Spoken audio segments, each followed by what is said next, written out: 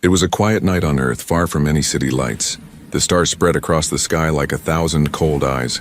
Ethan Cole, a human mechanic living on the edge of Nevada desert, sat outside his workshop.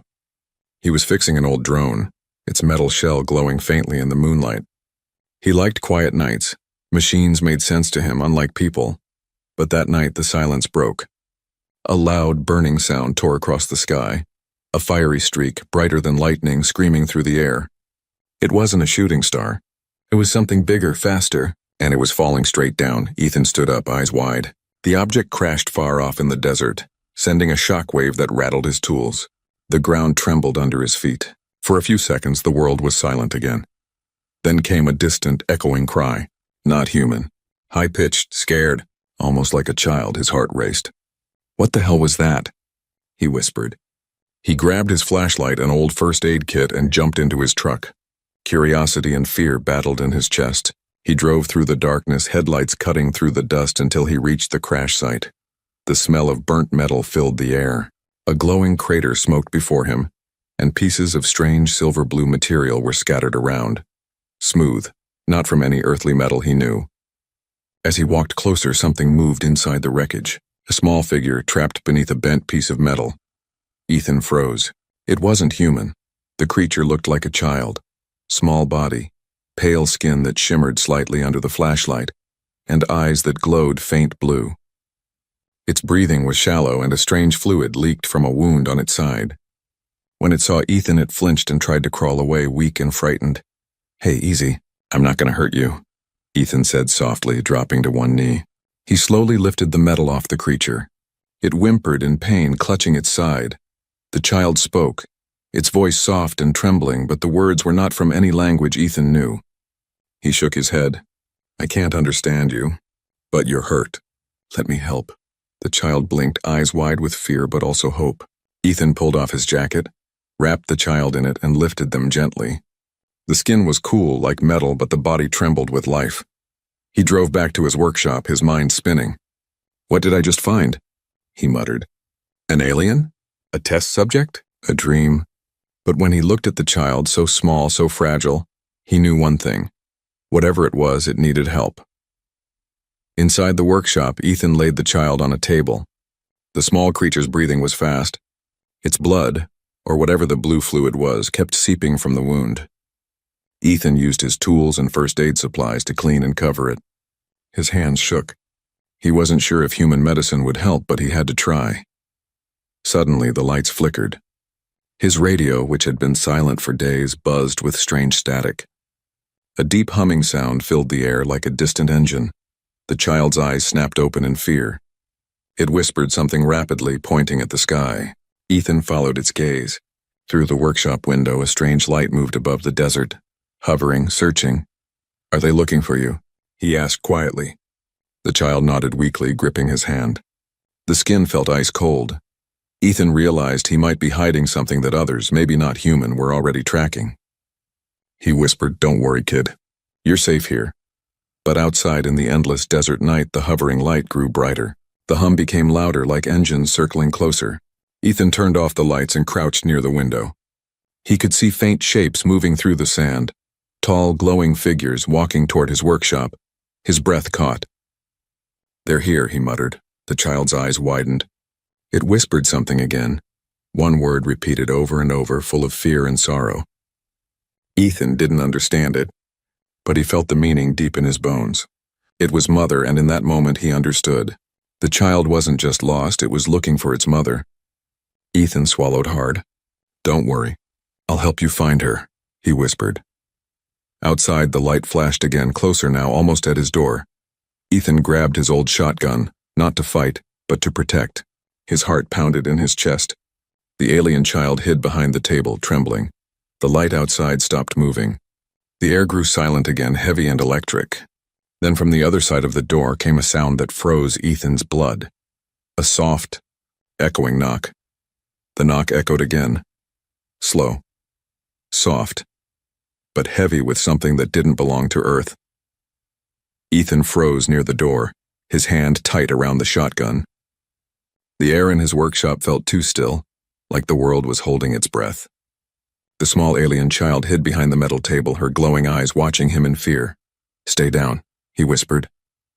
Outside, the strange humming sound stopped. Silence spread, sharp and deep. Then a voice, low, mechanical, and distant, spoke from beyond the door. Ethan couldn't understand the words, but it didn't sound angry. It sounded searching. He took a slow breath and opened a tiny crack in the door. What he saw made his blood run cold. 3 tall figures stood in the moonlight.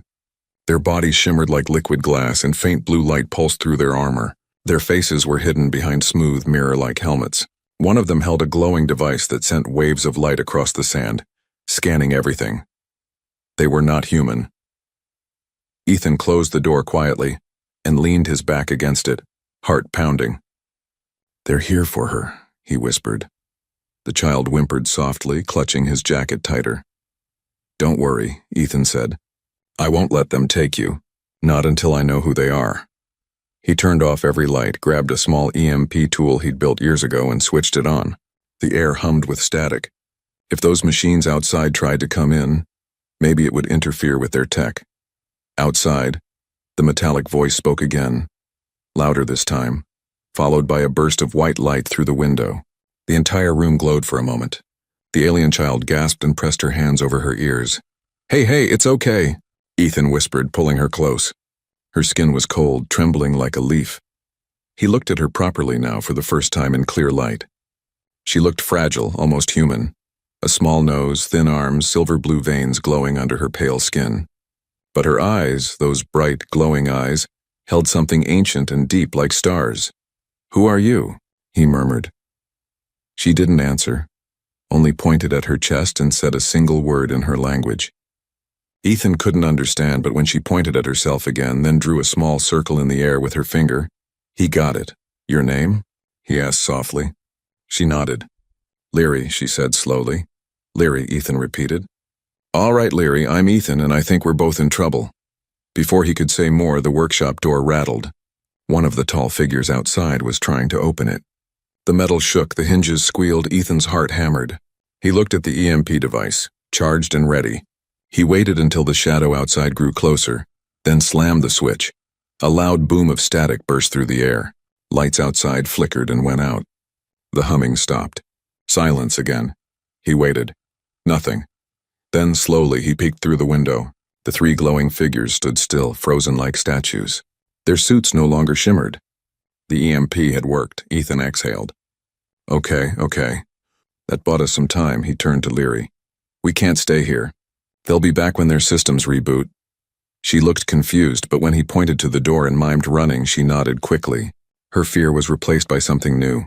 Trust. Ethan grabbed his backpack, filled it with tools, water, and his old map. Then he wrapped Leary in a blanket to hide her light. Together they slipped out through the back door into the dark desert. The cold night air hit his face as they ran between dunes. The stars above felt too close, too bright. Every sound made him glance back. The wind, the sand, even his own footsteps. After nearly an hour, they reached an old radio tower, half broken, standing like a skeleton in the desert. Ethan used to fix signal equipment there for local pilots. It was far enough to hide for now. He sat Leary down inside the hollow base of the tower and handed her a bottle of water. She stared at it, puzzled. Ethan showed her how to drink. She mimicked him, clumsy but curious. For a moment he almost smiled. "You're not so different from us," he said softly. Then from the corner of his eye he noticed something strange. The wound on Leary's side, where he had bandaged her, was glowing. The cloth was soaked in faint blue light. As he leaned closer, the wound began to close on its own, the skin knit together like fabric being rewoven. Ethan whispered, amazed, "You're healing yourself." Leary looked at him, then touched his wrist gently. Her fingers glowed, and suddenly Ethan felt a strange warmth move through him, like energy, pure and calm. It wasn't just a touch, it was connection. Images flashed in his mind, stars, ships, strange worlds, and a woman who looked like Leary but older, reaching out, calling her name. Ethan gasped, pulling his hand away. "That's your mother," he whispered. Leary's eyes filled with tears. She nodded. Before Ethan could ask anything, the radio tower crackled. The old machine he thought was dead came to life, buzzing with strange frequencies. A distorted voice came through. Not human, not robotic, something in between. It said only one word, Leary's name. The child froze. Then she whispered, trembling, "Mother." But Ethan wasn't so sure. The voice didn't sound like love. It sounded angry. He stared at the radio, then at Leary. "That's not your mother, is it?" he asked quietly. Leary shook her head slowly, fear returning to her glowing eyes. Ethan's gut twisted. The real danger wasn't over.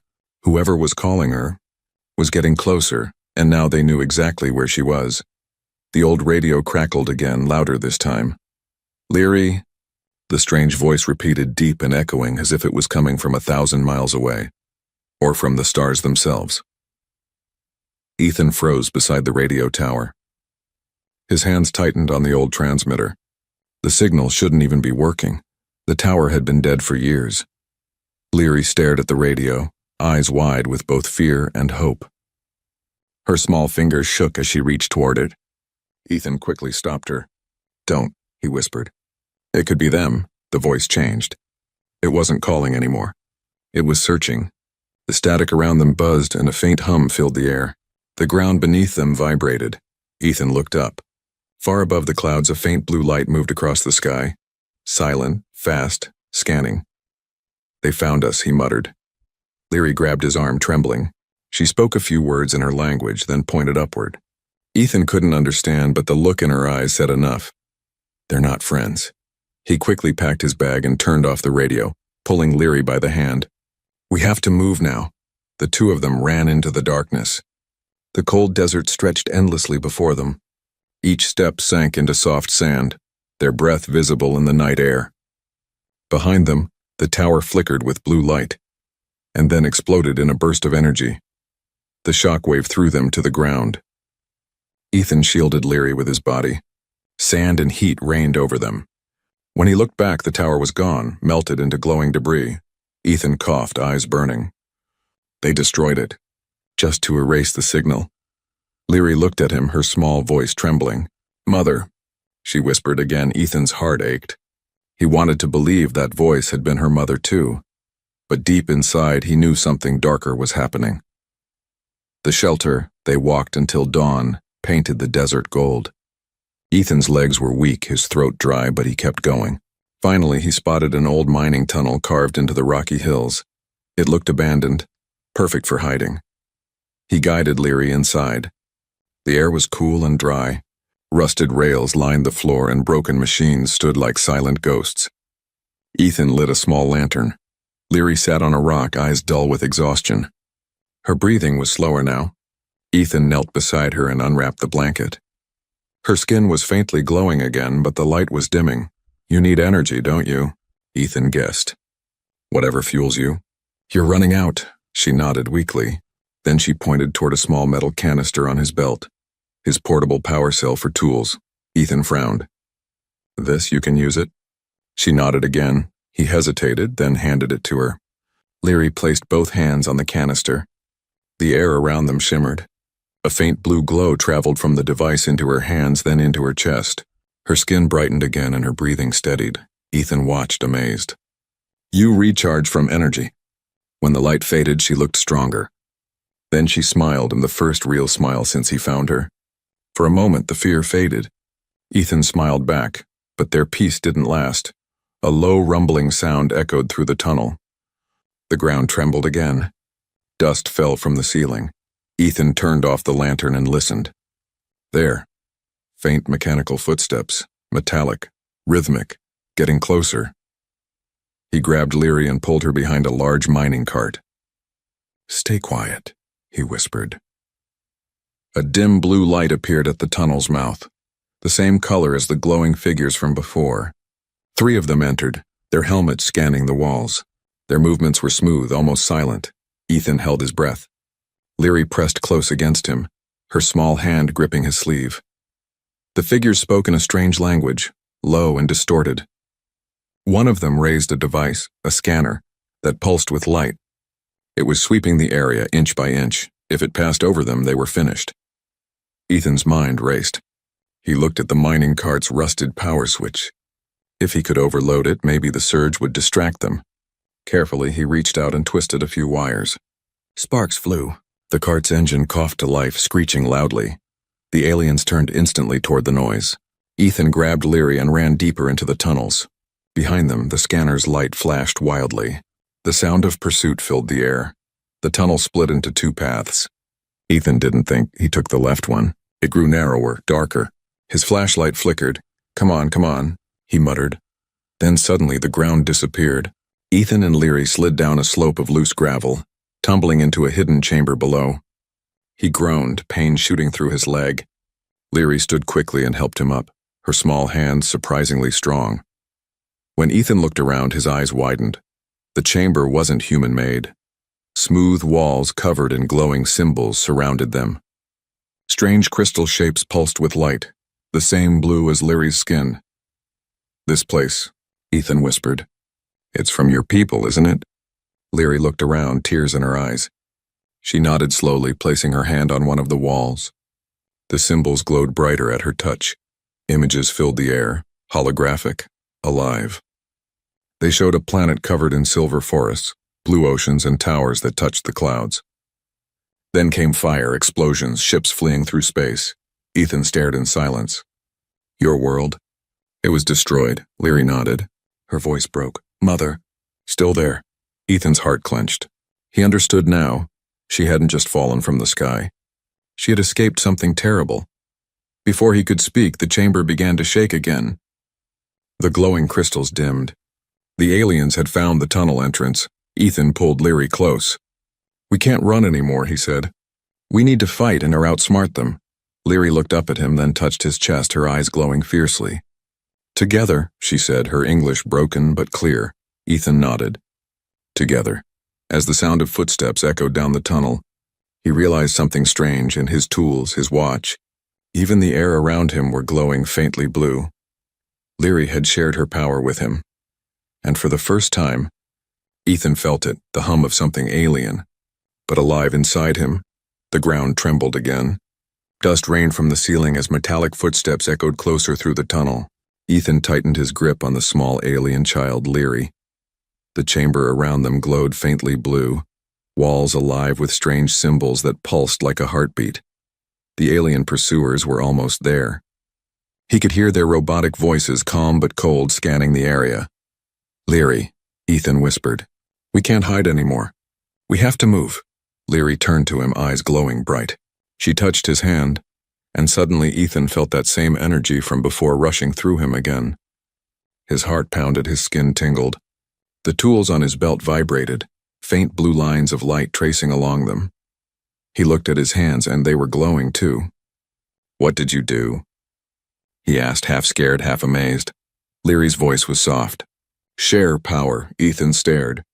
You gave me your energy? She nodded. You help me. I help you. Before he could reply, a bright beam of light cut through the tunnel entrance. The tall glowing figures stepped inside, their scanners humming. Move, Ethan shouted, pulling Leary toward the far wall. But there was nowhere left to run, just solid rock. Then something strange happened. The wall behind them shimmered. The glowing symbols changed shape, forming a pattern like a door. Leary pressed her palm to it, and the rock melted away into blue light. Ethan's eyes widened. You can open doors in solid stone? Leary didn't answer. She pulled him through. The wall closed behind them, sealing the chamber. The noise from the tunnel vanished. They were in another room, darker, quieter, but still glowing with strange alien light. Ethan looked around. It was full of floating crystals suspended in midair. Each one showed images of planets, galaxies, and a strange emblem that looked like two spirals intertwined. Leary stared at one of them, her expression sad. My home, she whispered. Ethan followed her gaze. The crystal showed a beautiful silver-blue world, forests of crystal trees, glowing rivers, and tall shining towers. Then, without warning, the image shifted. The planet burned. Explosions covered the surface. Ships escaped into space while others were destroyed. Ethan's throat tightened. They attacked your world. Leary nodded slowly. They come from dark. Take everything. No mercy. Who? Ethan asked quietly. Who are they? She pointed to the same emblem on another crystal, the twin spirals. The Krail, she whispered. Before Ethan could ask more, one of the crystals flashed red. The ground shook again. "They found us," he said. Leary grabbed his hand, pulling him toward another tunnel glowing faintly blue. This way they ran. The tunnel twisted and turned like a maze. The hum of the alien power filled the air. Ethan's body still glowed faintly from the energy she gave him. When he brushed his hand against the wall, the rock moved and, like liquid, creating new paths. He stopped, amazed. "I can do it too." Leary smiled faintly. Connected. The connection wasn't just power. Ethan could feel her emotions, fear, sadness, hope, all inside his mind like faint echoes. It scared him, but also made him stronger. They kept running until the tunnel opened into a massive underground cavern. A pool of glowing liquid spread across the center, its surface shimmering with light. It looked alive. Ethan stepped closer. "What is this?" Leary knelt beside the pool. "Memory. Of my people," she said softly. "We store our past here." The pool rippled and holographic images appeared above it, showing ships fleeing from a burning planet, chased by dark, spiked crafts. A woman who looked like Leary appeared, older, regal, her eyes full of sorrow. "Mother," Leary whispered. The hologram spoke in her language, the voice gentle and warm. Though Ethan couldn't understand the words, he felt their meaning. "If you survive, find the humans. They will protect you." Ethan blinked. "Us, humans?" Leary nodded. "Mother, trust humans. Said you fight darkness, you don't give up." Ethan almost laughed despite the danger. "She thinks too highly of us." But before he could say more, a roar of energy echoed behind them. The tall, glowing soldiers entered the cavern, their lights brighter than before, their weapons raised. Ethan turned. "Leary, hide!" She shook her head. "No, we fight." The air around her shimmered, blue energy swirling around her body. Ethan felt the power pulse inside him too, stronger this time. His heartbeat matched hers. The first soldier fired. A beam of energy sliced through the air. Ethan raised his hand without thinking, and a blue shield appeared, blocking the blast. The impact threw him back, but he stayed on his feet. He stared at his hand in shock. "I actually did that?" Leary stood beside him, her eyes glowing brighter than ever. She raised both hands, sending waves of energy that pushed the soldiers back. The ground cracked beneath them, the cavern shaking. Ethan joined her, focusing all his strength. Blue lightning arced from his hands, striking the soldiers' weapons. Sparks exploded. 2 of them fell, their armor burning with light. But the third one raised a strange device in a sphere that pulsed dark red. The air around it twisted. Leary gasped and stumbled. Her light flickered. Ethan caught her. "What's happening?" "Energy, draining," she whispered weakly. The sphere was pulling the life out of her. Ethan gritted his teeth, fury burning inside. "You're not taking her!" He ran toward the soldier, the blue glow around him blazing like fire. He slammed his glowing hand onto the device. The explosion was instant. White light filled the cavern. When the dust cleared, Ethan was lying on the ground. His ears rang, his vision blurry. The soldiers were gone, disintegrated into ashes. Leary crawled to him, tears in her glowing eyes. "You hurt?" He smiled weakly. "Just a little." She placed her hand on his chest.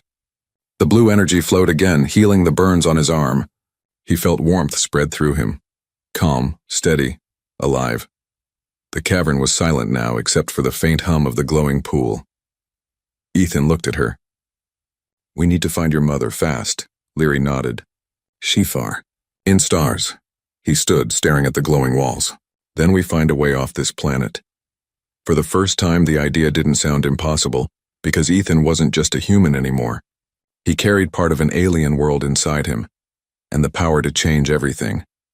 The cavern had gone silent after the blast. Only the soft hum of blue light remained, dancing across the walls like living veins. Ethan sat on a rock, catching his breath. His hands still glowed faintly, that same alien energy he couldn't understand but could now feel pulsing inside him. Leary stood near the glowing pool, her reflection shimmering like a ghost. Her small hands were pressed together as if in prayer. The light around her flickered softly like candle flame in wind. Ethan watched her for a moment. "You okay?" She turned to him and nodded, but her eyes looked far away, sad, thoughtful. "Mother." "Alive," she said softly, "but trapped." Ethan frowned. "Trapped where?" Leary pointed upward toward the roof of the cavern. "In skyship. Broken. Ethan's heart skipped. You mean, in orbit? She tilted her head, trying to find the right word. Yes, above world Krail. Took her. Ethan's jaw tightened. The Krail, the name she'd whispered in fear before. The same beings who destroyed her planet. So they're not just chasing you. They're holding your mother prisoner. Leary nodded. Ethan rubbed his temples. All right, he said finally, his voice steady. Then we'll get her back, she blinked in surprise. You help, he smiled. I promised I'd help you find her, didn't I? For the first time she smiled. Really smiled. And it made the whole cavern seem brighter. The forgotten ship, they explored deeper into the underground tunnels. The alien structures became more complex. Smooth metal floors, glowing panels, and ancient machines covered in dust. It was like walking through a lost civilization. Leary led him to a large chamber filled with broken consoles. At the center stood a sleek circular platform, old but still faintly alive. Strange alien letters glowed along its edge. What is this? Ethan asked. Leary touched one of the glowing panels. Memory core, she said. Can show past. Maybe message. The platform came to life. Blue light filled the chamber, and a hologram appeared. A woman who looked older than Leary but shared her bright eyes and gentle face. Ethan realized instantly. It was her mother, Leary, the hologram said in a calm, echoing voice. If you see this, then I am gone or far away. The Krail destroyed our world. They wanted our energy, our soul light. I sent you to safety, to the only place where hope still lives. Earth. Ethan's chest tightened. He looked at Leary, who was frozen in silence, tears running down her cheeks. The hologram continued. If a human finds you, trust them. The humans are not bound by fear like us. They fight even when they cannot win. You will need that strength, my child. Ethan swallowed hard. Then the message changed. The hologram's calm face turned grim. The Krail are not alive like us. They are machines that learn to feed on living energy. They travel across galaxies, taking worlds, leaving only ashes. And now, they are coming for Earth. Ethan stood still. Coming for Earth? He repeated, his voice barely a whisper. The message flickered and ended. Silence filled the chamber again. Leary turned to him slowly. Mother. Warning. They come soon. Ethan's mind raced. This wasn't just about Leary anymore. It was about everyone. Humanity had no idea what was heading their way. He looked at her. If they're machines, they can be stopped. But we'll need help, and maybe... That ship of your mother's. Leary hesitated. Ship damaged. In sky. Then we'll fix it, Ethan said firmly. That's what I do. The call for help. They spent hours searching the underground facility. Ethan used his mechanical skills to bring old systems back online, connecting wires, repairing circuits, and using Leary's energy to power what was left. Finally, he found something useful. A console marked with alien runes but still functional. When he touched it, a holographic display appeared showing Earth, the moon, and a faint signal moving above them. That's it, he said. Your mother's ship. Leary nodded, hope shining in her eyes. Ethan studied the console. Looks like it's orbiting, but it's losing power. If we can send a signal, maybe she can respond. He adjusted a few controls, trying to mimic patterns from earlier screens. The system buzzed, flickered, and then a burst of alien static filled the room. Leary stepped forward and spoke in her language, soft but strong. The console glowed brighter. Then a reply came, faint, broken, but real. A woman's voice, weak but alive. Leary, is that you? My little star. Leary gasped. Mother! The hologram flickered again, this time showing a blurry image of the woman inside a dark ship, sparks falling behind her. I am trapped. The Krail. Control the ship. You must stay hidden, my love. Do not let them find you. Ethan stepped closer. Ma'am, we're on Earth. We can help. Tell us how to reach you. The image focused on him for a moment. The woman's eyes widened. A human, she whispered. So the prophecy was true. Ethan blinked. Prophecy? She smiled weakly. The old seers said our hope would come from a world of iron and fire, from humans who build with their hands and fight with their hearts. The image began to fade. If you truly wish to help, there is a beacon buried deep below you. Activate it and my ship will open a path. But be warned, when you do, the Krail will come. The signal died. Ethan stood silently for a moment. Then he looked at Leary. We're not running anymore. We're going to bring your mother home. She nodded, eyes glowing with new strength. Together. He smiled faintly. Yeah. Together. The calm, before the storm they prepared through the night. Ethan built small energy devices from the alien parts around them. Leary recharged him again, her light merging with his. Their bond grew stronger. No longer just protector and child, but something deeper. They were partners now. Outside, the wind howled through the desert. Above them, unseen, something massive moved among the clouds. A dark shadow in orbit, watching. Ethan didn't sleep. He sat beside Leary, staring at the ceiling. You know, he said softly, I used to think I was just a man who fixed broken machines. But now, Leary finished his thought. Now you fix worlds, he smiled faintly. Let's hope so. And as the first light of dawn touched the desert deep below the earth, a new glow began to spread, the ancient beacon starting to wake. Somewhere far above, in the cold emptiness of space, something else woke up too, the Krail. The desert was quiet at dawn, a pale orange light spreading across endless sand. But beneath that peaceful surface, deep in the ancient tunnels, something powerful was stirring. Ethan and Leary stood before the ancient beacon, a massive crystal structure buried in rock, taller than any human building. It pulsed with faint blue light like a giant sleeping heart. Ethan wiped sweat from his forehead. So this thing connects to your mother's ship? Leary nodded. Yes, it called her, but it also called them. The Krail, Ethan said grimly. She looked at him, her voice trembling. If we wake beacon, they come fast, many, not like before. Ethan checked the small device he'd built from alien scraps, a crude control panel wired to the beacon's surface. Then we'll have to be ready before they arrive. Leary tilted her head. Humans always fight? He smiled faintly. Not always. But when someone we care about is in danger, yeah, we fight. Leary stared at him for a long moment, then nodded. Then I fight too. The awakening Ethan took a deep breath. All right, let's wake it. He pressed the switch. The entire chamber lit up like a sunrise. Blue veins of light spread across the walls, through the rock, and into the earth itself. The air vibrated with energy so strong it made his bones hum. Leary stepped closer, placing her hand on the beacon's surface. The light around her body grew brighter, flowing into the crystal like a living current. Ethan's control device sparked. Symbols appeared on its screen, alien text changing rapidly. It's working, he said. Then a deep rumble shook the ground. The lights flickered. Ethan stumbled back. The beacon's glow turned from blue to white, so bright it hurt to look at, and then, with a sound like thunder, a massive beam shot upward through the ceiling, slicing through miles of rock and sand. Far above, the beam burst into the sky, a glowing column that reached into space. Ethan shielded his eyes. There's no hiding now, Leary whispered softly. Mother. Hear us? The reply moments later, the radio device in Ethan's pack crackled. A faint voice broke through. Leary, Ethan, you did it? Leary's eyes filled with tears. Mother! The voice was faint but alive. I can see the beacon from orbit. It's beautiful. But the Krail see it too. They are moving toward your world. You must hurry. Ethan clenched his fists. How do we reach you? There is a portal key inside the beacon, her mother said. A way to open a path between Earth and my ship. But it will drain all energy from the beacon. You will only have one chance. Before Ethan could respond, the signal crackled, then vanished into static. Leary looked at him, panic in her eyes. She gone again?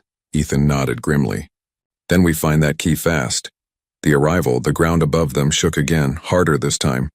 Dust rained from the ceiling. Ethan froze. That's not an earthquake. A deep metallic roar echoed through the tunnels, the air filled with static and heat. Machines were descending. Leary's glow dimmed with fear. They hear. Ethan grabbed her hand and pulled her toward the beacon. Then let's finish this before they reach us. The walls around them pulsed with red light now. The beacon sensing the invaders. Ethan searched the base of the crystal, finding a hollow panel covered in alien runes. He pressed it and a small sphere of blue light rose from the center. Leary gasped. Key. Ethan reached for it, but the moment his hand touched it, the energy shot up his arm like lightning. He cried out in pain but didn't let go. His body glowed bright blue for a second, the same color as Leary's light. When he opened his eyes, he could see more than before. Shapes, symbols, energy flowing like rivers in the air. The alien technology no longer felt foreign. It felt alive. Leary stared at him in shock. You changed. He looked at his glowing hands. Guess your power did more than just keep me breathing. A loud crash interrupted them. The metal tunnel doors burst open, and the Krail soldiers entered. Dozens of them, their armor shining with red energy. Ethan grabbed Leary and ran behind the beacon. We're surrounded. She held her hands out, blue light spiraling around her. I protect. She unleashed a wave of energy that sent the first line of Krail flying backward. The air filled with light and thunder. Ethan joined her, raising his hand. A shield appeared, and stronger than before. When he pushed forward, it became a force wave that slammed into the enemies, but there were too many. The Krail advanced again, firing beams of red plasma. The beacon shook with every blast. Ethan shouted over the noise, "How do we use the key?" Leary held the glowing sphere close to her chest. Together! They placed their hands on the beacon's heart. The blue energy flowed into them, and then outward, through the whole structure. The room exploded with light. A sound like thunder tore through the tunnels as the beacon unleashed its full power. The ground split open and a giant spiral of light formed in midair. A portal, bright and endless. Through it, Ethan could see a dark sky filled with stars, and a massive ship floating above Earth. Her ship, Leary cried, but the Krail weren't done. Their leader, a taller, black-armored figure, stepped forward. Its voice was cold and mechanical. You will not escape. The child belongs to us, Ethan glared at it. She belongs with her family. The Krail raised its weapon. Ethan didn't hesitate. He threw his arm forward, sending a surge of blue energy that shattered the weapon in a burst of light. Go, he shouted to Leary. Through the portal! She shook her head. Not without you. The leader lunged, its claws glowing red. Ethan met it head-on, his body blazing with alien power. When they collided, light filled the entire cavern. The force threw the other Krail back like ragdolls. Ethan turned to Leary, breathing hard. Now go. Tears ran down her glowing face. She stepped toward the portal, looking back one last time. Promise come too, he smiled faintly. I'll be right behind you. She vanished into the light. Ethan turned to face the remaining Krail. The glow inside him pulsed stronger than ever. He looked up at the collapsing ceiling, at the shining portal that led to the stars, and whispered, Let's finish this. Light swallowed everything. Ethan's body spun through a tunnel of blue energy, falling upward toward the stars. His heart pounded, his mind half blinded by the brightness. Then, silence. He hit the ground hard. The surface beneath him was smooth metal, glowing faintly. The air smelled sharp and cold. When he looked up, he saw something that stole his breath. They weren't underground anymore. They were on the alien ship. Huge windows stretched across the walls, showing a view of Earth far below. A small, glowing marble in the dark sea of space. Ethan! He turned. Leary was running toward him, her eyes glowing with relief. She threw her arms around him. You come. He smiled, breathing hard. Told you I'd be right behind, but their moment didn't last. The ship shuddered violently. Red lights flashed along the walls. Somewhere far below, alarms blared in the alien language. Leary looked up in fear. They here too? The Krail had followed them through the portal, the ship's heart. They ran down a long corridor, the metal floor lighting up under their feet. Strange alien symbols moved across the walls like living code. Where's your mother? Ethan asked. Leary pointed forward. Command Core. She trapped there. They reached a large circular door sealed with layers of alien locks. Leary placed her glowing hand against it, whispering in her language. The door melted open with a soft hiss. Inside, the room was huge and filled with light. And at its center, trapped inside a cage of red energy, was Leary's mother. She was tall and graceful, her skin glowing silver blue, her eyes filled with exhaustion and love. When she saw Leary, tears shone in her eyes. Leary, my little one, she whispered. Leary ran forward, but the red energy barrier stopped her. Sparks flashed where she touched it. Mother! Ethan stepped closer, studying the cage. Strange devices surrounded it, pulsing with dark energy. That's Krail tech, he said. They're draining her life to power the ship. Her mother nodded weakly. They have taken control. The ship is a prison now. You must destroy the core before it reaches your world. Ethan looked toward the massive console near the wall, glowing red and black like molten steel. If I take that down, will it free you? Yes, she said softly. But the Krail will not allow it. Their leader is aboard. Leary's eyes widened. The dark one? Her mother nodded. Ethan clenched his fists. Then we end this here. The enemy arrives. The floor trembled again. The ceiling split open, and from the shadows descended the Krail leader, taller than the others, armored in black metal with glowing red eyes. Its voice echoed like thunder. You should have stayed on your dying world, human. Ethan glared at it. And you should have picked an easier planet. The Krail raised its arm. Red lightning shot toward Ethan, but he moved faster than before, his body blazing with Leary's energy. He caught the blast midair, turning it into blue fire, and threw it back. The impact shook the room. Sparks rained down. Leary ran to the console, trying to disable the cage, while her mother screamed, "Go! Stop the core before it's too late!" The Krail charged. Ethan met it head-on, their collision sending shockwaves through the ship. Metal buckled, walls cracked, light exploded. "You think your flesh can stand against us?" The Krail growled. Ethan grinned through the pain. "I'm not fighting alone." Behind him, Leary lifted both hands, her glow merging with his. The energy between them surged, blue and white fire bursting through the chamber. The Krail staggered, its armor cracking. Ethan pushed harder, feeling the strange bond between him and Leary grow.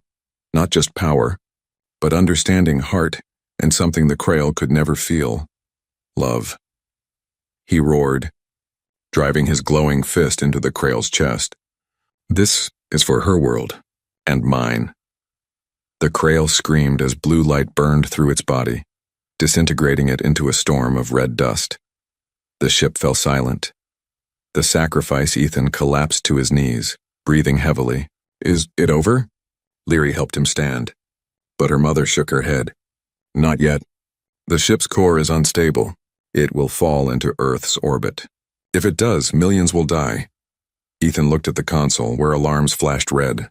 "Then we have to destroy it." Her mother hesitated. "If you destroy the core, you cannot return. The energy will consume anyone inside." Ethan smiled faintly. "I wasn't planning to run anyway." Leary grabbed his arm, tears in her eyes. "No, you come with us." He knelt down and touched her shoulder gently. "Hey, you and your mom deserve to go home." That's what this was always about. She shook her head, crying harder. "You helped me. You family too." Ethan's voice softened.